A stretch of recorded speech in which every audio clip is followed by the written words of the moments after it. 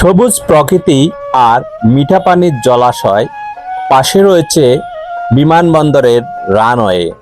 প্রকৃতির এক অপূর্ব রূপ, সাথে রয়েছে মানুষের হাতের সংমিশ্রণে তৈরি এ যেন এক চিরসবুজ উদ্যান। চমৎকার এই স্থানটির কথা বলছিলাম, যেটা হচ্ছে যশোর বিমানবন্দর মিউজিয়াম পার্ক।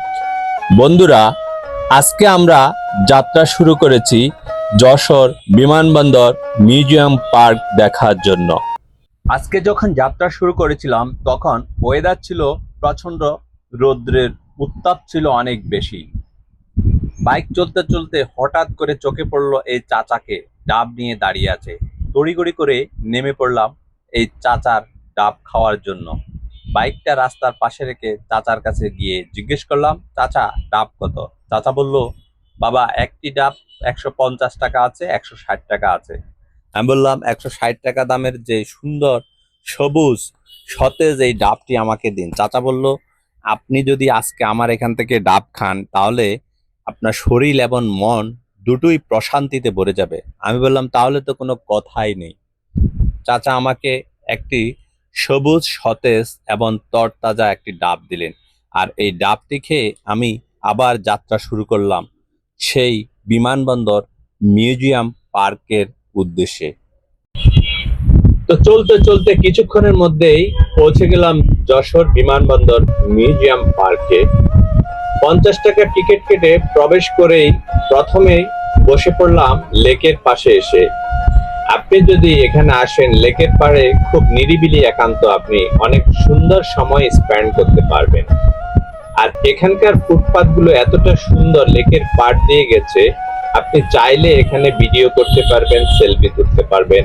আর বাচ্চাদের খেলার জন্য রয়েছে এই পার্কটিতে অসংখ্য রাইডস, যেই রাইডস গুলোতে আপনি টিকিট কেটে এই রাইডস গুলোতে আপনিও চড়তে পারবেন।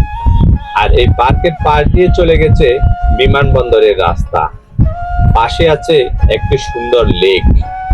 চমৎকার এই পার্কটিতে সাজানো হয়েছে বাংলাদেশ বিমান বাহিনীর পুরাতন সকল বিমানের সাদৃশ্য। চমৎকার এই পার্কটিতে এত সুন্দর করে সবুজায়ন করা হয়েছে, যেখানে আসলে আপনি এবং আপনার পরিবার কিংবা আপনার আপনজন সবারই মনটা ভালো হয়ে যাবে কিছু সময়ের জন্য।